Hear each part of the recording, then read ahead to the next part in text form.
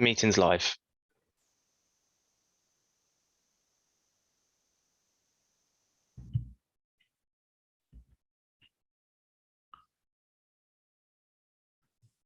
Okay, I'd like to welcome members and officers to this Finance Audit and Risk Committee, and my apologies that current rules dictate that this still has to be an in-person meeting, which is richly ironic on a day where we have a record number of daily COVID cases.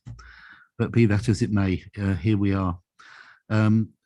Before the meeting starts, I think we'll catch up and invite committee member and scrutiny manager to confirm that officers joining us remotely can hear and be heard. So William, it's over to you.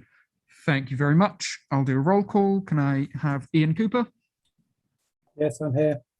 Thank you very much. Mark Chalkley? Yeah, I'm here, thank you. Thank you. And Nick Jennings? Yeah, good evening. Thank you very much. Members are advised that you can speak using the speak button on your microphone units, and your microphone won't be activated until you are called on to speak by the chair. Voting will be in the usual manner. Are there any questions before we start? No, thank you very much. Okay, thanks, William. Right, we've apologies from Adam Compton, Sean Prendergast and Adam Ruggiero Chaka, who we have got George Davis subbing for Adam Compton, and we may well have, joining us later, Councillor Nigel Mason subbing for Councillor Adam Ruggiero Chaka, but not here as yet. There's just one slight alteration, I think. Item 7 might be pushed back a bit because the report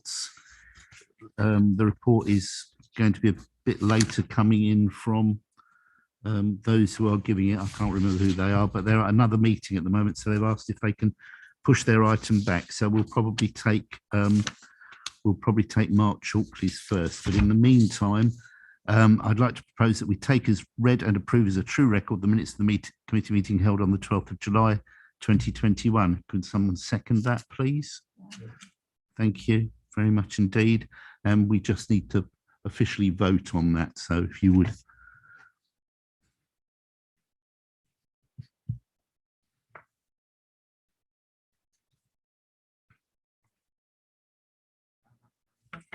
Thank you very much indeed. Right, there is no notification of any other business, and the usual announcements. In accordance with council policy, this meeting is being audio recorded as well as filmed. The audio recordings will be available to view on ModGov, and the film recording via the NHDC YouTube channel. Members are reminded to make declarations of interest before an item. The detailed reminder about this and speaking rights is set out under Chair's announcements on the agenda. There is no public participation.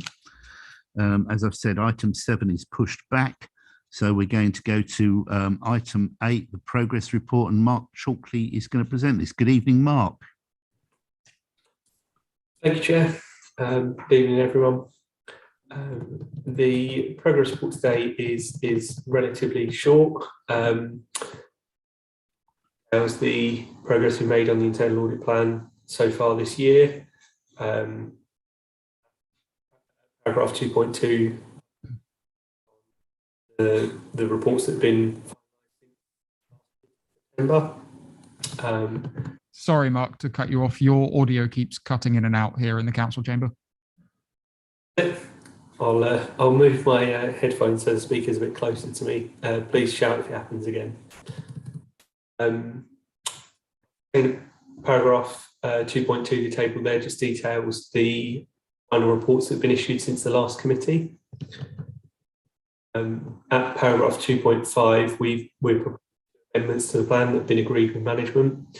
The first is to increase the budget on the management follow-up work by the remaining days in contingency. So that uses all the contingency for North here.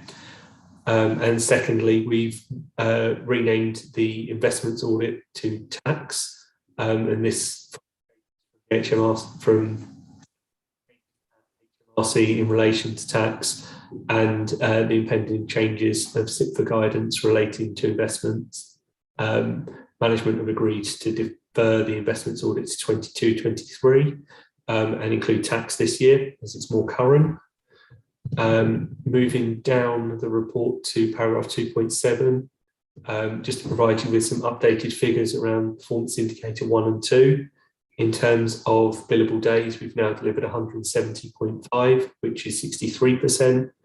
12 out of 28 projects, which is 43%. These figures are slightly behind the profile that we've set. However, it's in line with the rest of the size partnership. In fact, we're ahead on days, and projects is just above average across the partnership. So whilst we're not where we would hope to be profile-wise, we are on track with where we've been in previous years and where we are as a partnership in total. Moving down the report to section 3, as we had our external quality assessment in June. Sorry, Mark, we keep losing you again. So, just from the start of section 3. Okay, so section 3, this has been included because we had our external quality assessment that was undertaken in June, assessing us against the public sector internal audit standards. The outcomes from this external assessment was that we partially conform with the standards. This was effectively due to one primary reason, and that was that the role of the chief audit executive and the board wasn't clear enough in the assessor's opinion.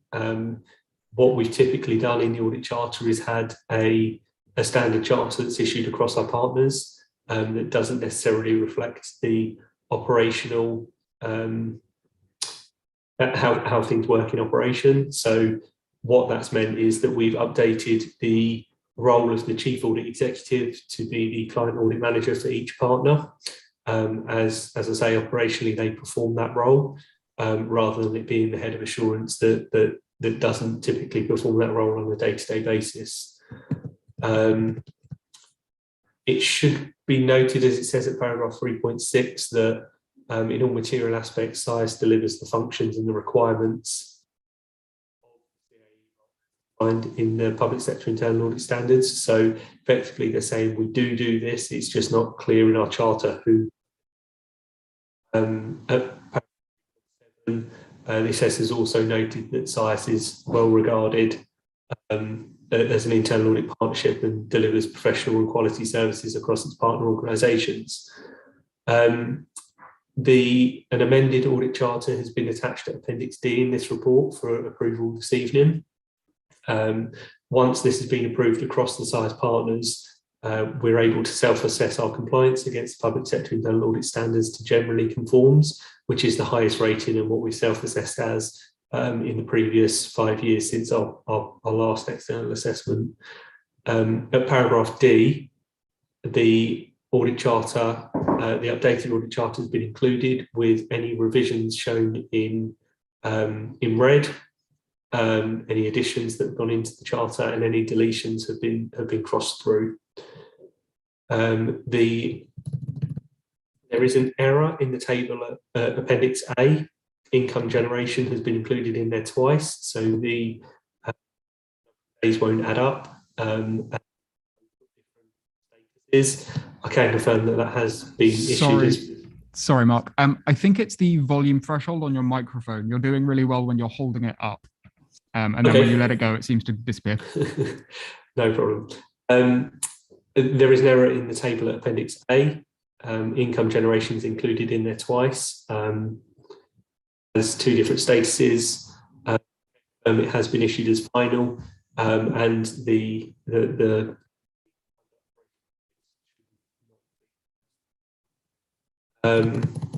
moving down to Appendix B, that all planned audits in quarter 3 are either underway or terms of reference has been issued on those.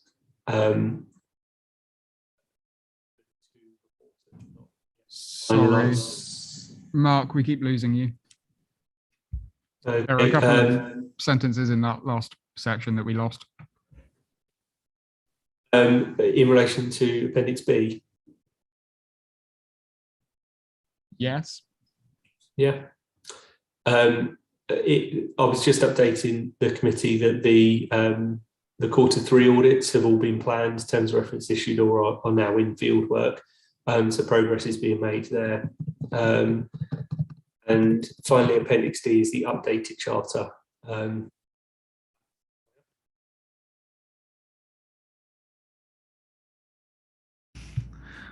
Thanks, Mark. I think we managed to get most of that anyway.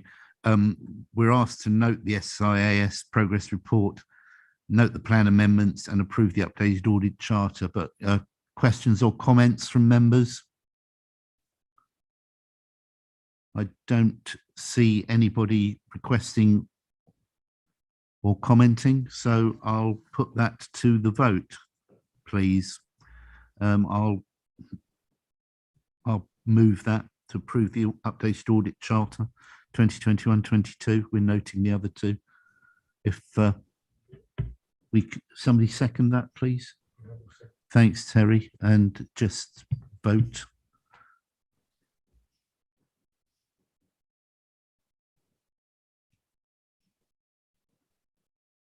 Yeah. Okay, thanks, William, and thanks again, Mark, and thanks for bearing with the difficulties. We're going to agenda item 9 next, which is the Shared Anti-Fraud Service Progress Report, and I think Nick is going to present on that. Nick Jennings. Good evening, Chair. Can you hear me okay? Yeah. Okay. So my report this evening is progress report on the delivery of the anti-fraud plan for North Herts District Council, and we've included in with that report the KPIs for the shared anti-fraud service as well. So this is a report on the first half of the financial year for North Herts District Council, and the report covers work undertaken by officers of the council and officers of the shared anti-fraud service. And this is the plan that was agreed by this committee back in March 2021, and members can find a copy of that of the plan that was agreed at the time, Appendix A of your bundles. I'm just going to pick up some of the highlights really from the report itself. I assume that members have read that thoroughly already. Just starting on page 48, section 2.3 onwards. On this page, we deal with the work that is underway at the council to ensure that fraud risks that are relevant to North Herts District Council are identified, that we have policies and procedures in place, that there's a training plan to keep staff fully aware of those fraud risks and how that training is being delivered to staff. We cover that on page 48 in some detail. Going over onto page 49, we've detailed the number of allegations that have been received in table 1, the types of allegations that have been received in the first half year, and who's reporting those to the council as well. Just a note on those figures that they are fairly consistent with previous years' work with North Herts Council and also with other district councils across Hertfordshire that we work with. There's no national measure for us to measure those against, so we rely on that data that we have from other district councils that we work with, and they appear to be fairly consistent at the moment. Over on page 50, we detail some of the outcomes from those investigations that have been conducted so far, the value of estimated fraud in the stock of cases that we're investigating, and the fraud savings and losses that have been identified in the first half year. Just to update the committee to let you know that the value of fraud losses identified at North Herts Council is now stands at £83,000, and savings, so this is fraud that we've actually prevented, stands at just over £69,000. So in all, we're around £152,000 worth of fraud prevented or identified for recovery. So hopefully that provides some assurance to members that officers are doing a good job to prevent fraud happening, and then investigating and recovering that money where it's lost. Just pick up on section 2.14. We mentioned there the work that we do with a number of housing providers. One of those is Settle Housing. We had a fairly informal arrangement with Settle to investigate tenancy fraud across their stock across the whole county, in fact, but mainly North Herts. And Settle Housing have just signed an agreement with the Shared Anti-Fraud Service to allow us to undertake investigations of fraud which affects their stock directly. So that will benefit North Herts District Council significantly in that if we're able to recover properties that are being misused, Settle Housing properties are being misused, those properties will be returned to stock and made available to people on the council's housing register. So we feel that's quite a good piece of news for the council. Just going over on to page 51 of the report, sections 2.19 onwards, we've detailed there some of the sort of proactive work that we're undertaking, so data matching, use of data analytics, working with other organisations to ensure that we can maximise our use of data analytics, data matching to identify fraud quickly and work with officers again to put those things right, ensure that we're able to collect money that's been overpaid as a result of fraud. We provide a little bit of detail there on National Fraud Initiative on page 52. That work is still ongoing with officers at the moment, so it's one of our major projects for this year. It looks a little bit behind.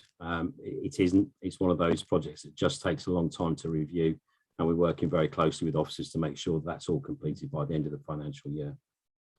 And then just at Appendix B, draw members' attention, this is on page 59. This is the staff's KPIs for 21-22. And just to confirm that we're currently on target or achieving all of the 6 KPIs that were agreed for North Herts District Council this year. At that point, Mr. Chair, I'm quite happy to take any questions. Thanks very much, Nick. Any comment? Oh, Councillor Hone, Terry. Yeah, thank you. Just one really on 222. Can we get feedback on that at the next meeting after, how that's going? As it was such a recent exercise for you. Can we get a report back, please? Sorry, what section was that on, Councillor? 2.22 on page 52. Well, you said the upload day took place in October, the output for being received February, March. These Yes, that's tables. right. Yeah, that's right, Councillor. Those tables that are provided there are on page 52, so just below section 2.22, that's the outcome of that data upload back in October 2020. So we don't receive the data back until between February and March the following year. So we started to work on that at the beginning of this financial year with officers. So that is the outcome. And then we've got some further work, I mentioned 2.23, some further work that we're doing with the National Fraud Initiative to look at use of local data, use of local data and also checks with HMRC and DWP as well. Thank you. Okay, thanks very much. Councillor Claire Billing. Claire. Yeah, I've got a question about who's reporting the fraud table, table 2. You've got public and staff and then other agencies, 0. I was just wondering what partnership working was like with the DWP and other organisations. Is that part of SAFs or don't we work with them to get reports from them? Yes, to be clear, we do work very closely with the DWP normally, but as it mentions, I think in the body of my report, the department made a decision to transfer the majority of its staff as part of the COVID response, the government's COVID response. So many of the fraud working, or many of the staff, many of the staff working in fraud within the Department of Work and Pensions haven't been available for us to work with them. So normally, councillors would see some content in that third column. But at the moment, so the work that we do with the DWP is very much being put on hold. We are starting to see a return to normality in the second half year. Whether that will continue or not, following sort of the government's announcement about its investment in fraud across the Department of Work and Pensions, we'll wait to see. But I don't anticipate that will pick up again until probably April, May 2022. Okay, thanks very much. Any other comments or questions? If not, we're asked to note the work of the Council and the Shared Anti-Fraud Service in delivering the 21-22 anti-fraud plan. So if I can ask you to vote to note that, please.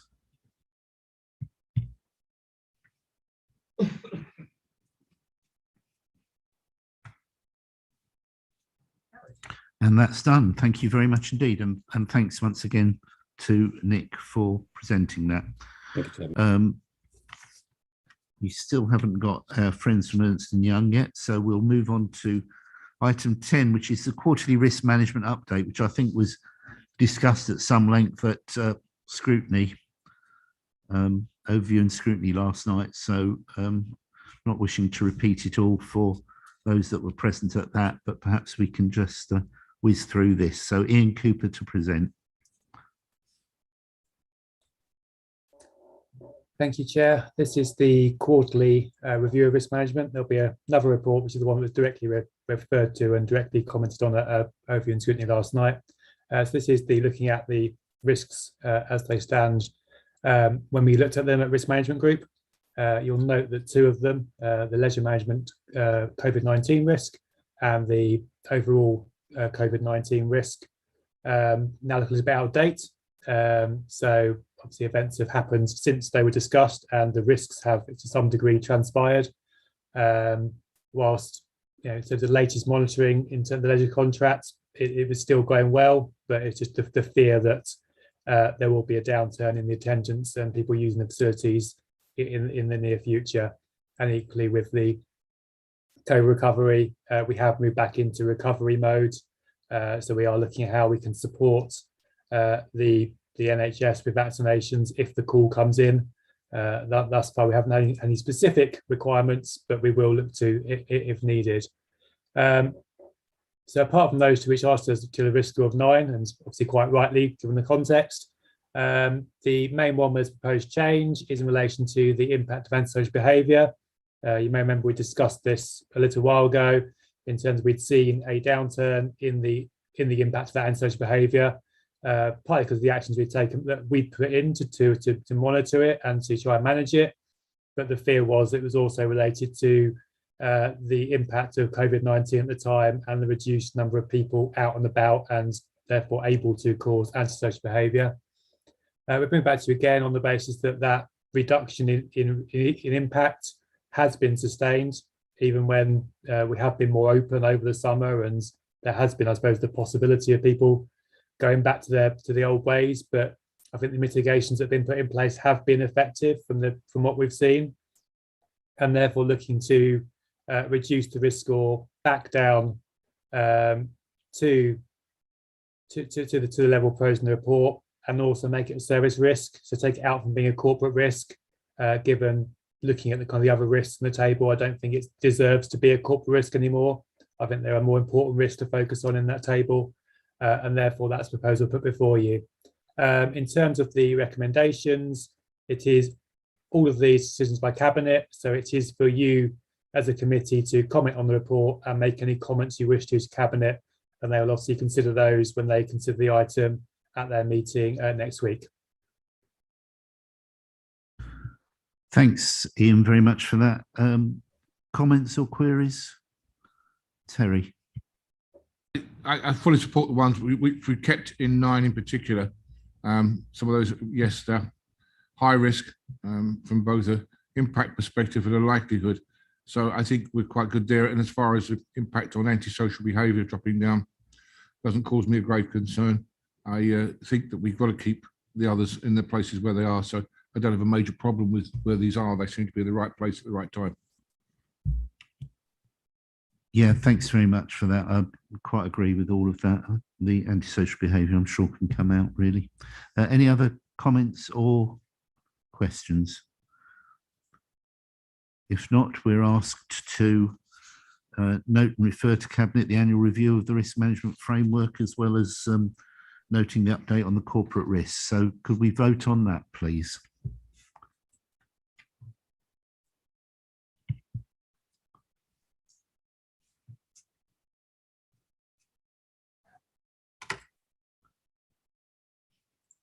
And that's carried, Chair. Fine, thanks, William. Okay, so we're now on to agenda item 11, which is the second quarter revenue budget monitoring, and that's again Ian. Thank you, Chair. This report is in the usual format with the usual tables throughout it. So I will just essentially pick out some of the key items really in it, rather than going through the report in detail. And I'll start off with table 3 and just pick out the sort of the two big variances in that, the 3 big variances in there. So Going to the table, we've got on page 85, at the bottom of that table there, we've got the housing benefit overpayments.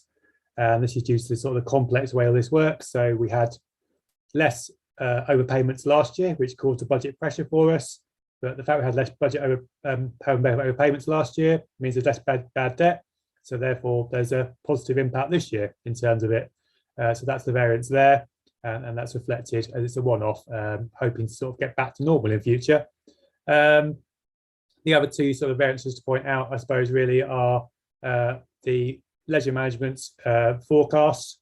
And this was the position back when we did the forecast, which was about a month ago. Obviously, there is a risk that it now won't be as positive, as sort of a positive movement as we put in there. But at the time, there was a positive recovery reported by Stevenage Leisure Limited, and therefore, rather than the forecast of a £2 million level of support over the year, we're assuming that would come down to 1.1 million, which is obviously quite a big decrease. And the other movement we've got in there is sort of, there's a larger one, is on top of page 89 in relation to car parking fee income. This is our estimate of projection for the year. So take the position we are to date, which is where we're back to around sort of 80% of 80% odds of normal level of parking, and assuming a sort of gradual increase throughout the year, but it's not getting back to normal. But obviously, if the latest variant does impact on people going into town and doing shopping, I suppose particularly in the new year, once all the Christmas shopping's done, then that forecast may turn out to be now incorrect. But it's our best estimate at the time, and that's what we're reporting.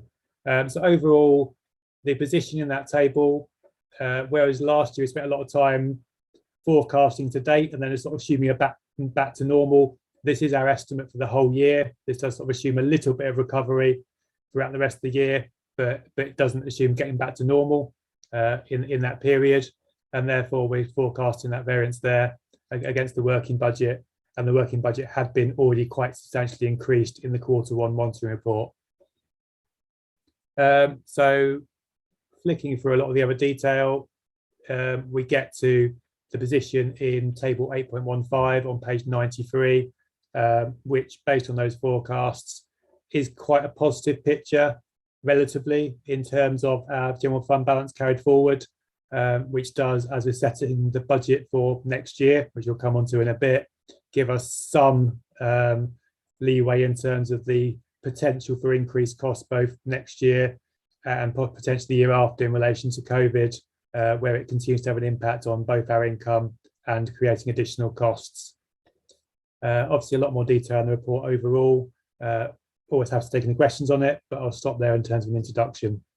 I was just to say that this is the recommendations in 2.1 to 2.3. They are the cabinet recommendations. So for this committee is to note the report essentially and to provide any comments to cabinet. And I will stop now. Thanks, Ian. That's absolutely fine. Yeah, who knows what the forecasters are going to bring us in the current months, given circumstances. Right, any questions or comments from members? Councillor Hone, Terry. Thank you. Yeah, as you expect, I might have questions on table 5. Is very interesting. I'm just trying to work it out in my own head here. What we're saying here, the revenue budget impact in Q1, revenue budget in Q2, which is the important one, of course. The total working budget adjustment. I don't get that particularly. And the full year forecast impact as reported to government. I'm not terribly sure I understand those two columns, and therefore the estimated sales fees and charges contribution, but then the balance not recovered. So perhaps, excuse my ignorance, but the total working budget adjustment, is that the adding up the two? Yeah, that adds up the first two columns. So it's the amount reported at Q1 and the additional amount reported at Q2 to give. Okay, so it's not. So Q1 and Q2 are separate. You don't accumulate that in Q2.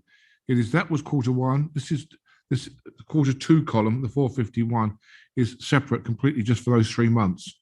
Yes, and therefore the 6 months is 831. Yeah. So no, so as at the end, sorry, I was trying to explain better. As at the end of Q1, we were assuming for the year overall, we were assuming a £380,000 impact. As at the end of Q2, we assumed a 451,000 more impact in the year, Okay. to take a cumulative impact across the year of 831,000. Okay. So the important thing is the 831 there, isn't it? Yes, it is. Yes. And whether or not it's covered by income guarantee, which in many cases it is and it isn't. So that's where you get the gap. Balance not covered by FSF contribution is £700,000 then. Yeah, so the income guarantee only covers the first 3 months, so only covers loss in the first 3 months. And as you'd expect, the losses that we are incurring are still incurring Q2, and we'll be forecast to incur more losses in Q3 and Q4, so not covered at all. And the scope of the sales fees and charge contribution only covers sales fees and charges. So things like homeless accommodation is additional expenditure and therefore not covered at all. So that is why there's a big mismatch between the additional costs and lost income we're incurring and the amount that is being supported by government. Thank you. I understand it now. Thank you, Chairman. Thanks. Any other comments or questions? If not, we're just asked to recommend to Cabinet that Cabinet notes the report, approves the changes to the 21-22 General Fund and the changes to the 22-23 General Fund budget. So if you can vote on that, please.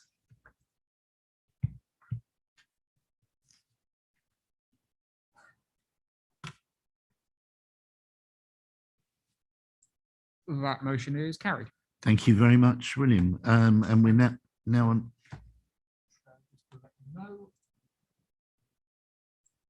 Our two representatives from Ernst & Young have joined us now. So Okay, so we could. up to you. That's quite a sensible point.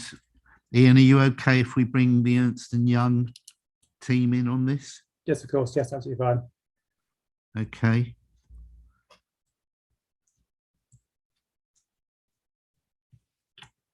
Are they in yet, or? Yes, we have Debbie Hansen and Ghulam Hussain. Okay. Good evening to Ernst & Young. Can you hear us? We can. Good evening. Can you hear us, Chair? Yeah, absolutely fine. Good. Absolutely fine. You've come in at a very opportune moment because we've just finished one item, so we can slot you in straight away if you like. Thank you. That would be very much appreciated. Thank you. Then it's over to you. Okay, thank you, Chair. I'll keep this fairly brief. It's quite a short report, but we thought that due to the changes in our audit timetable, and just to clarify the position on the closing fee for 1920, it would be helpful just to bring a brief report to this committee. So our outline audit planning report was issued back in March 2021. At that stage, we hadn't fully completed all of our audit procedures, and so we committed to basically bringing back an update to this committee if there were any changes to those risks. We have now completed all of our planning and we haven't identified any additional risks or changes to those previously identified. We did, however, note a small error in the outline plan, which said that the risk of misstatements due to fraud was a new risk. In actual fact, that's a risk that's included in all of our audit plans every year, and so that hadn't changed from the prior year. So we just thought it was worth clarifying that point. The other significant changes that have occurred are the audit team and the timetable, both of which are kind of intrinsically linked. So we've had a full-scale change in the audit team, which is obviously not what we would plan to do. But unfortunately, due to staff leaving, we've had to make changes at every level. So I've taken over from Suresh Patel. But I do have a lot of experience in public sector audit. I know Suresh very well, and actually I was the engagement lead for North Hertfordshire Council before Suresh took that on a few years ago, so I also know the council. Ghulam Hussain has taken over as manager from Robert Garnett. Robert was only very briefly planned to be the audit manager, and actually Mohammed Nazir was our manager before then. Again, he's leaving us, and so we've had to make a change at the manager level. And then we brought in 2 new seniors, again because of a change at the senior level, but you've got 2 for the price of 1 there at the seniors, and again both experienced. So although we wouldn't ideally change the team, there is a lot of experience throughout that team, so I'm comfortable that we have the right skills and capacity to do the audit. Linked to those changes, as well as the impact of ongoing delays in completion of 1819 and 1920 audits, we had to make the difficult decision to reschedule the audit in order to make sure that we actually had the appropriate team to be able to deliver your audit within a reasonable time frame. We have just discussed those changes with the finance team at various points over the summer, and we've now confirmed our final timetable in this plan here. So we will be starting our planning, our final planning in the new, our final work in the new year. We're aiming to complete that. We are actually started that work now, and I think the team are making good progress on that work as we speak. So we're looking to be signing off very early in the new year. So though that's not ideal, we're obviously impacted by resourcing challenges. Following discussions with Ian, we also thought it'd be helpful to set out for you in this report the final position on the fee for 2019-20. It's been quite a protracted process, I think, with us making a number of submissions to PSA starting in the summer of 2019 about the base scale fee, and then obviously making final submissions once we'd finished the 1920 audit in relation to specific issues in relation to that financial year. So in summary, there's two elements to the increase to the audit fee. There's the element that we're saying is the base scale increase, where the base fee has not kept pace with the level of audit work that's required across all public sector audits, and therefore those are discussions we've been having with PSA about rebasing that scale fee.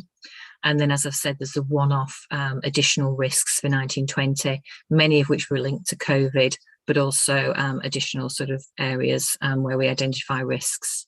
So we set out in a table in there the proposals that we submitted to PSA for those two elements, and then the final PSAA approved figures.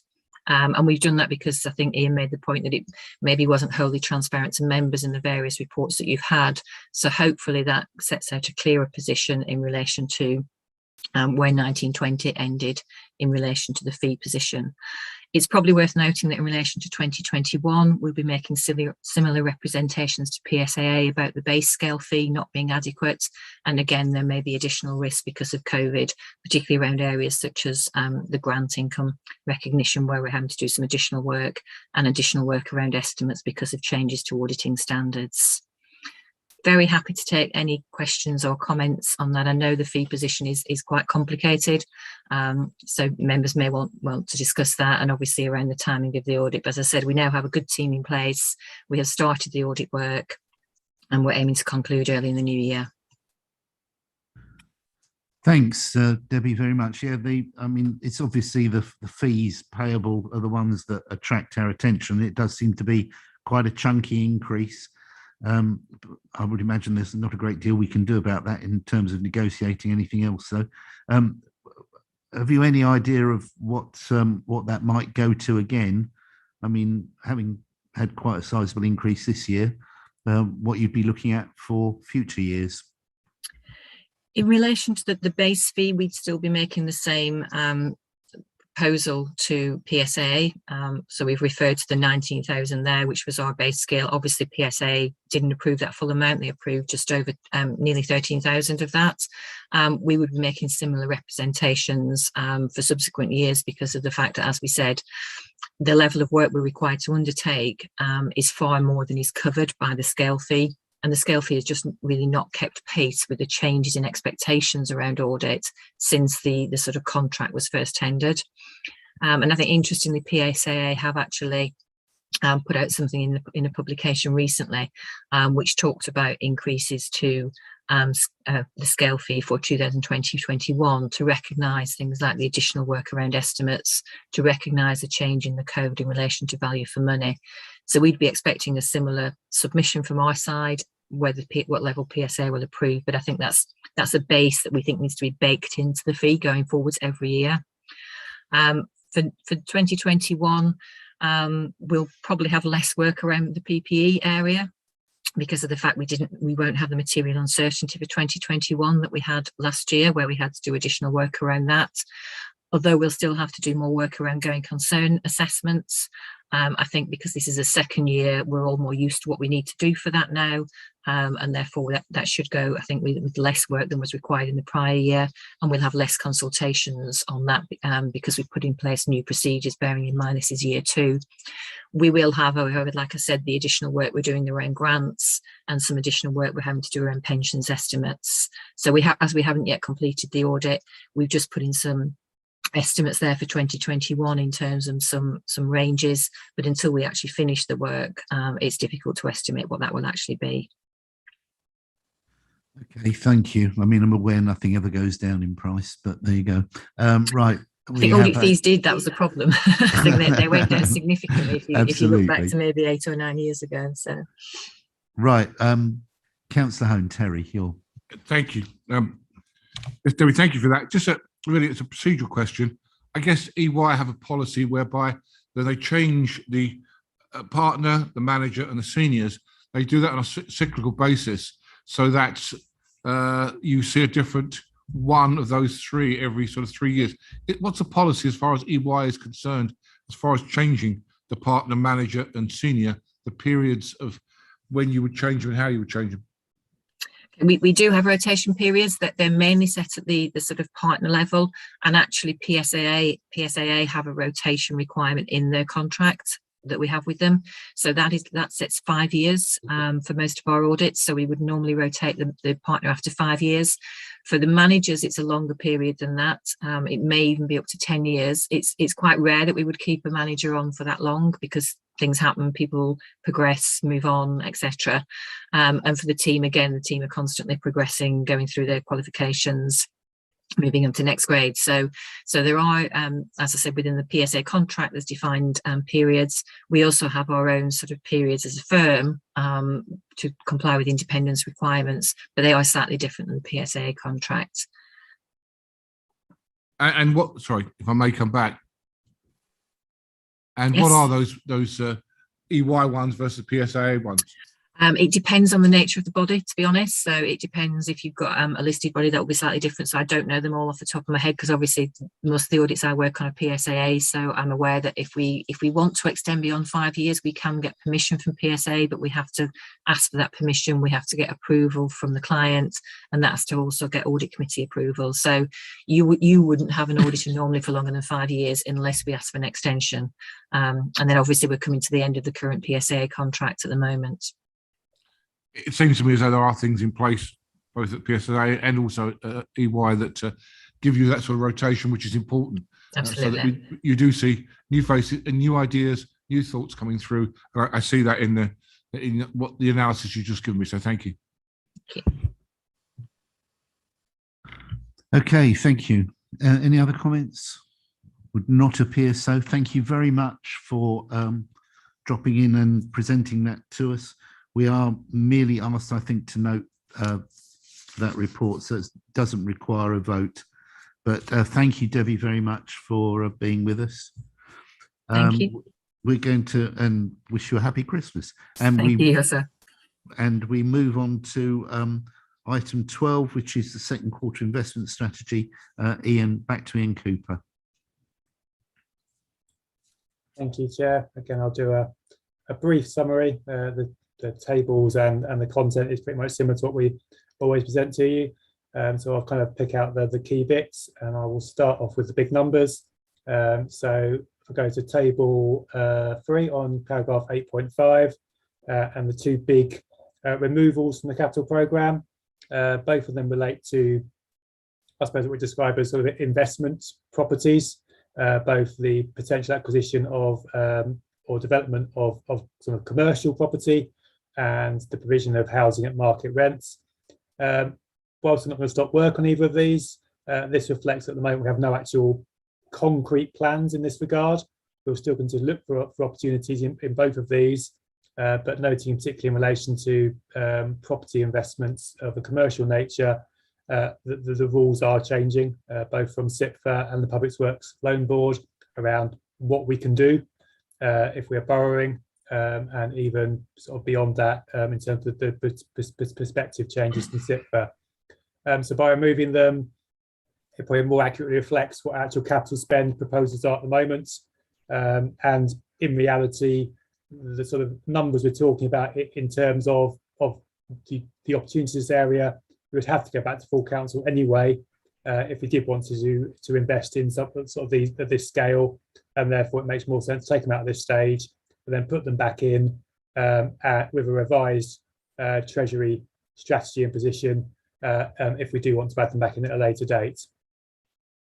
And I guess the paragraph 8.11 goes into a bit more detail about that in terms of the interrelationship between the rules that are coming in from CIPFA and how that impacts on both our Treasury investments and our capital programme. In broad terms, what CIPFA are now saying in what we're looking at as hasn't been released yet, but what we'll expect to be a newly issued prudential code over either sometime this month or sometime in January, is that whereas before a council could choose to, where it had a capital finance requirement, so it had capital expenditure that it didn't have capital reserves to fund, it would then in general terms go out to the market and borrow externally, particularly if the rates at the points that happened were favourable, i.e. they weren't excessively high.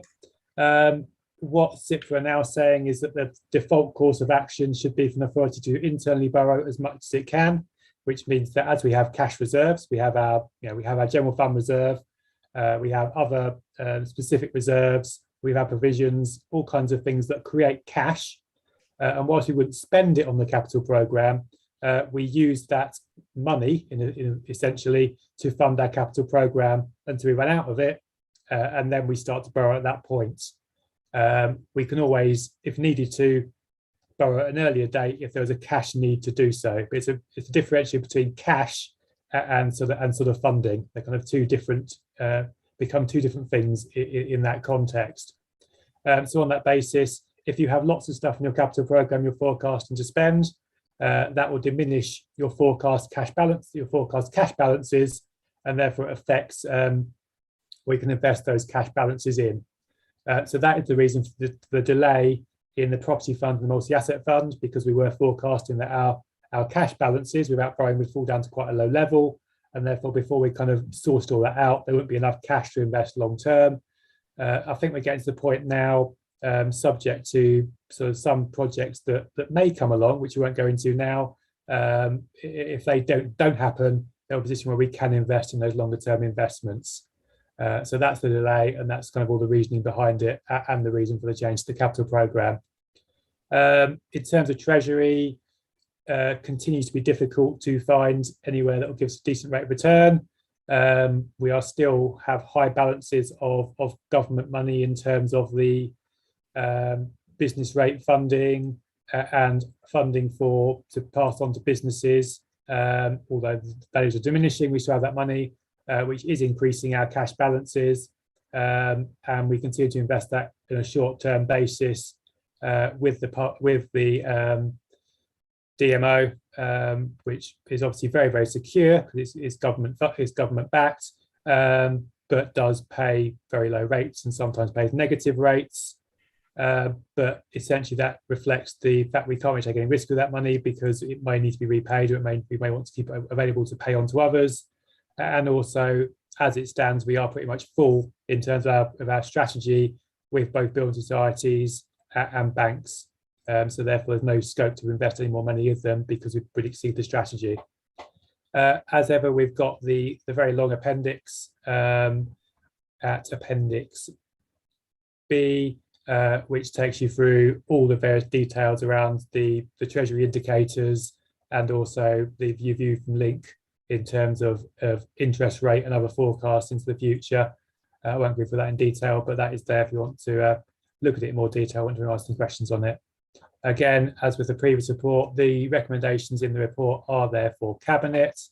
As is practice, we do refer this report onto full council because it's the half-year report on Treasury, and the best practice says that we should get council's view on those Treasury indicators at least twice a year, so at the end of year and at the half-year point. So that's the reason to refer along. but they're cabinet recommendations. So again, it's for you as a committee to make any comments that you wish to make onto cabinet, or just to note the report as you see fit.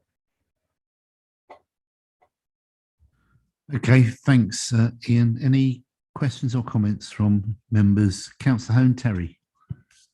Yeah, a couple of comments, I guess, or questions. First one, the fact that the PWLB and SIFA, the goalposts have been moved as far as borrowing is concerned and how you can use that borrowing. Will that require us to have another look at our acquisition of property investment policy? Because now we can't pull down funds from PWLB to do some of the things that we were looking at. So are we going to review that policy? That's one question. I think the policy was very focused on acquisitions that were mainly focused on economic development, so were around things that would still be allowed by SIPFA and the Public Works Loan Board, because they would be looking at acquisitions within the district area, and where the primary focus would have been on regeneration or supporting the local economy, with the return being the kind of the secondary but still an important consideration. So I don't necessarily need to review that strategy. It's just about the opportunities are very few and far between within the district boundary, and given the current economic conditions. So it's as much a reflection in that respect on the economic conditions rather than necessarily the changing rules from SIPFA and PWLB. So at this stage, I don't really need to review that strategy, albeit that we are reflecting in terms of the Change to Capital programme, there are less opportunities out there. Thank you. And if I may, Chairman, ask another one, make a comment if I can, on page 105, where that's where we invested our money. I'm glad to see that we still continue not to invest abroad, because there've been some councils who've had their, to say the least, their fingers burnt by investing abroad. And our definition of abroad probably is the West Dunbartonshire Council is probably about as far as we go, which in my opinion is the right direction, because as I said, we know of a couple of instances where councils have been bitten because they have gone outside of the United Kingdom's realms. So I'm pleased to see that. Thank you, Chairman. Okay, thank you for that, Councillor. Any other comments or questions? No, then we are asked to take the recommendations and vote on those. So we're noting the forecast expenditure as in paragraph 8.3, referring, approving the adjustments to the capital programme, noting the position of the availability of capital resources, and recommending to council that it notes the position of the treasury management activity. So if you can vote on all those, please.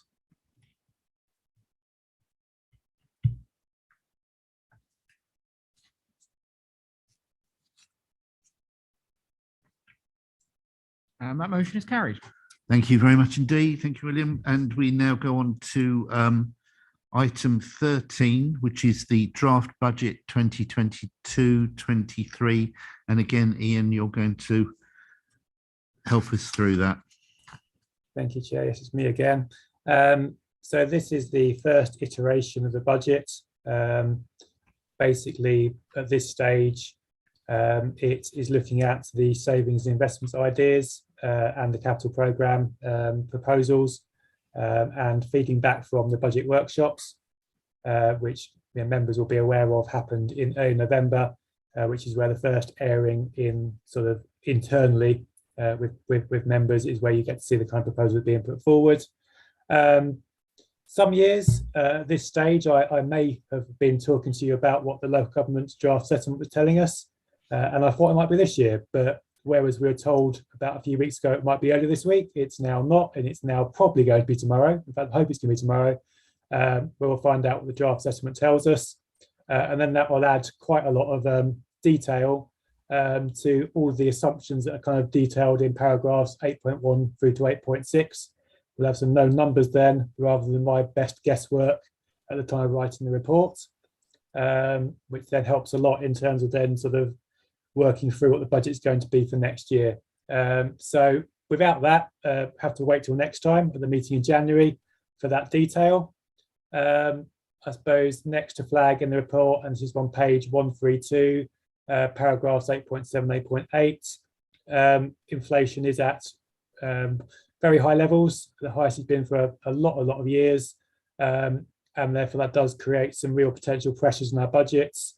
So we've already got the increase in there for next year, and looking at how that's going to impact on our contracts, and the Office of Budgetary Responsibilities forecast going into next year. So the inflation this time next year is also quite high, and therefore we've got to build in another lot of potential inflationary increases for that as well. So you'll note there that those link to some pretty big numbers.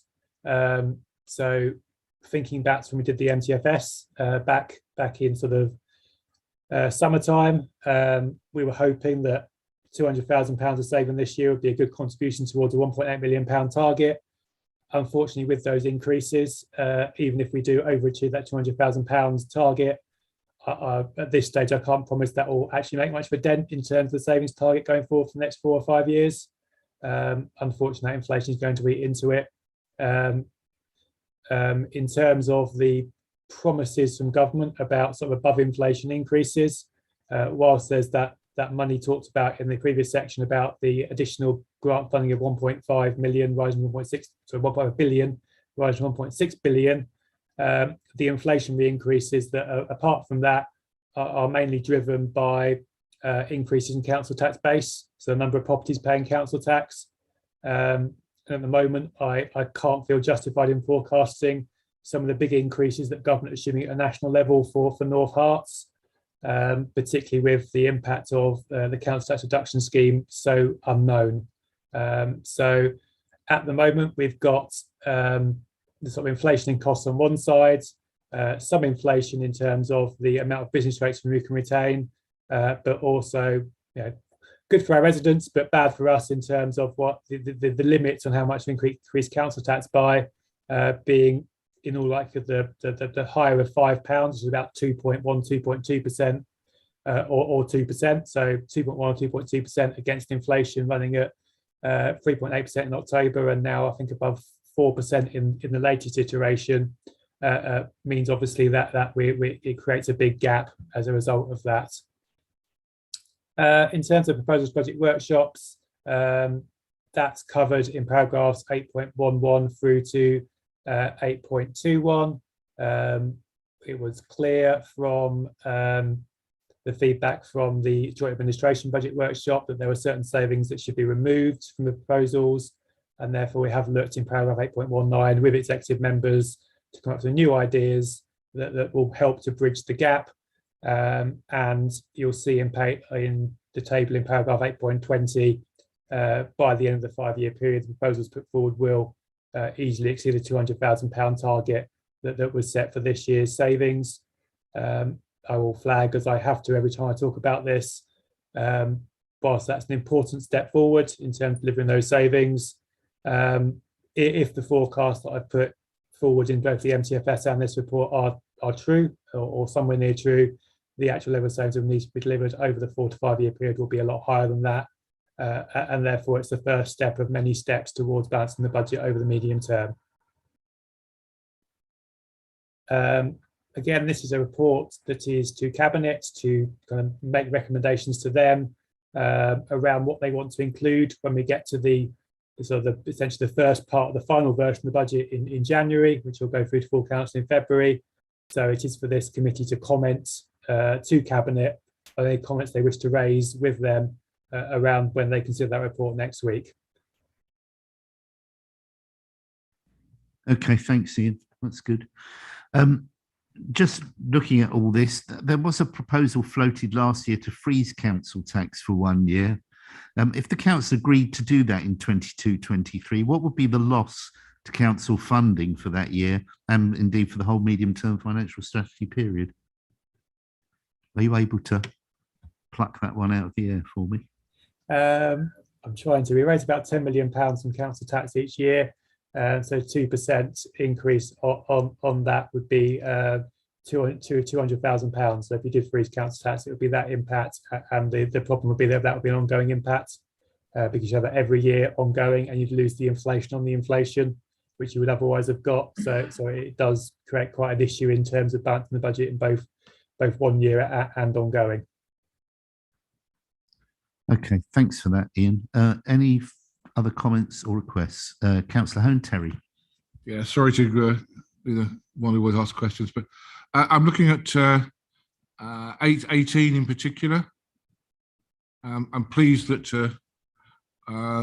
it's been decided not to charge for going to the toilets. I think that would have been a retrograde step, and I think the public would not appreciate it.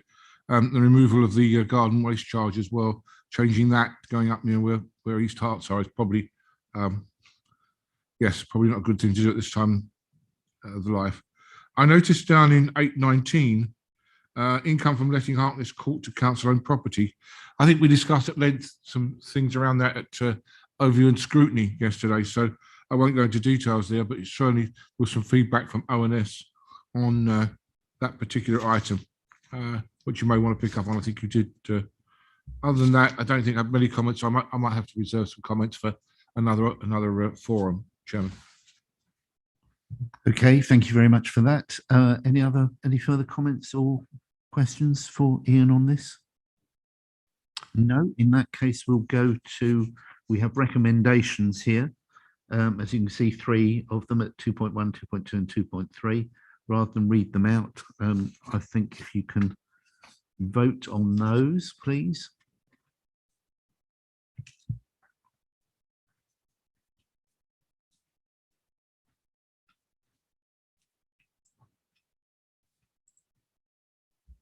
Thank you, Chair. Those are carried. Thank you very much indeed. So we're on to agenda item 14, which is the integrated performance project monitoring and risk, and that's Ian again.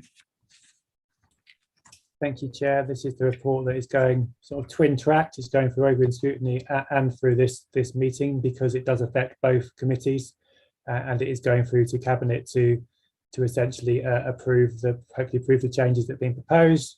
What the report sets out is it sets out what we currently do in relation to council projects, performance indicators, and risk, and the service delivery plan, of which council projects and performance indicators are reports that go to overview and scrutiny.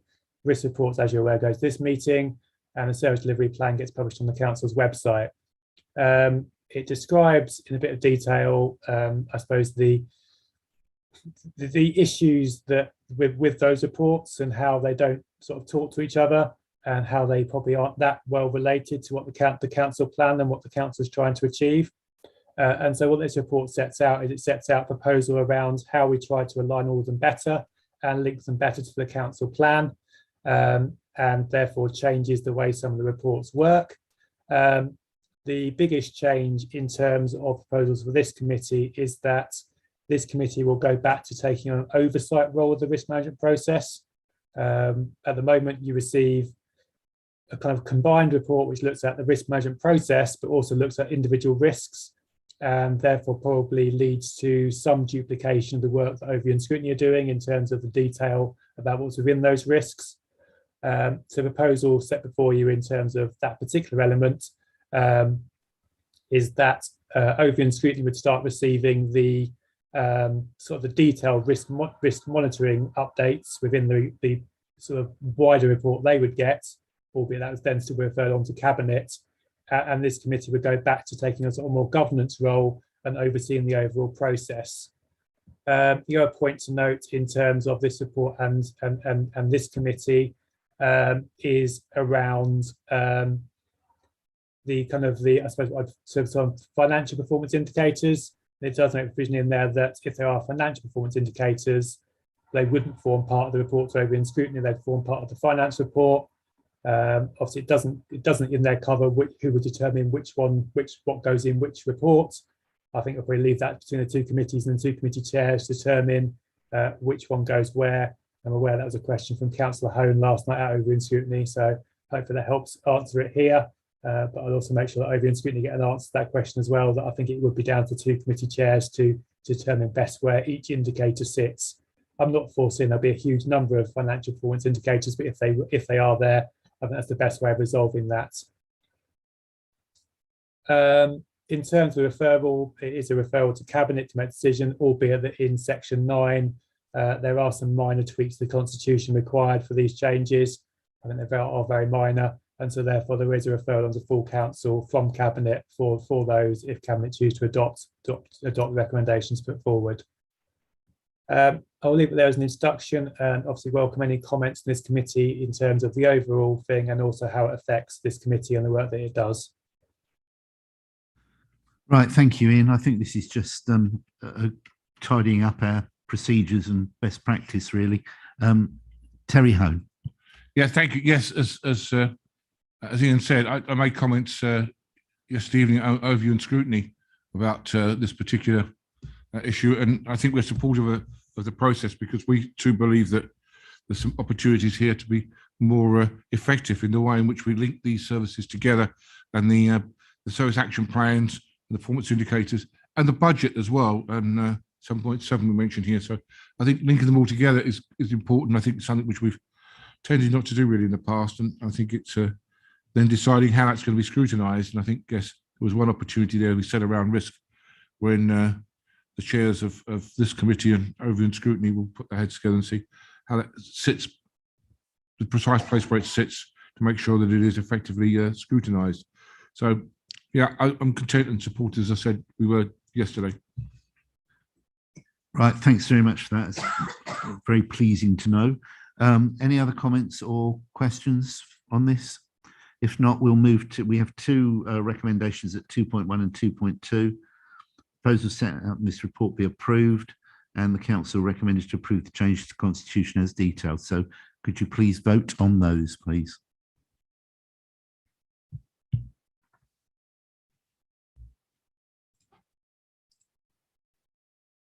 Those recommendations carried. Thank you very much, William. And we're on to agenda item 15, which is the appointment of external auditors for the period 2023-24 to 2027-28. Ian, to tell us about this. Thank you, Chair. So this report is a bit different. This is a referral on to council if you wish to accept the recommendation put forward. As under the regulations, council has to make a final decision on this report, but you as audit committee obviously have a big say, and your view is obviously very important in relation to the recommendations that are here. So we've been with the Public Sector Audit Appointments Limited for a number of years, for the last 5 years, up until, so for the period up to 5 years, up to 23-24. Bearing in mind that is the audit relating to those years, so the actual years when the auditors actually turn up and do the work is somewhat different to that, particularly when audits get delayed by quite a period of time. So it is a bit different, but in terms of the audits coming up for those years, that is the period we're looking at. To be quite honest with you, I think the PSAA is the only option that is viable. I think us trying to procure an auditor in the current market alone would be nigh on impossible. And even if there was a joint arrangement that was out there whereby we could join in with it that wasn't the PSAA, I still think it'd be fraught with a lot of the same difficulties, and there isn't. I can't comment on the whole country, but from talking to particular Hertfordshire authorities, no one's interested in anything other than PSAA. They see it as the only option, and I haven't heard anything else locally that we could join in with either. So therefore, we need to appoint an auditor, and bluntly, the PSAA is the best way of getting an auditor. It's not perfect, but they do provide that kind of that go-between in terms of you're not then trying to negotiate with a contractor, but at the same time having independence issues. You have got them between who resolve queries, and if there are requests to increase fees, they will manage that process. So that is where we end up with on that. In terms of the table in paragraph 7.6 on page 163, just to be completely open, I think there probably is a small error in terms of that box, the bottom right, in terms of 2020-21. Following kind of more information from EY, I think that estimate's going to be a lot higher than that. I think we're probably looking at, again, the region of up to about £20,000 in terms of additional fees for the audit for 2020-21. As is covered earlier in the report, we should, at some point, there was a pot of funding announced for it, get additional funding for these increases in the base audit fee. it won't cover the increased fees from the COVID related issues. But in terms of the base fee, we should be getting additional funding from a government funding for that. So hopefully in the medium term, that will balance out. So whilst we have increased fees, we will get suitable compensation for that from government. So that's a summary of the report, which does set in more detail the advantages of using PSAA. But essentially, my recommendation is it's the only real game in town, and that's why I'm recommending it to you. But obviously, also happy to take any questions you've got. Thanks, Ian. Yeah, I think you've summed that up really well. There doesn't seem to me to be a lot of choice in this, and particularly as all the other Hertfordshire councils are seeking approval to use the PSAA route. With that in mind, I am minded to move that as a recommendation to council. But unless there are any other comments from anybody, okay, we'll take that as a recommendation then. So moved. If you please vote on that.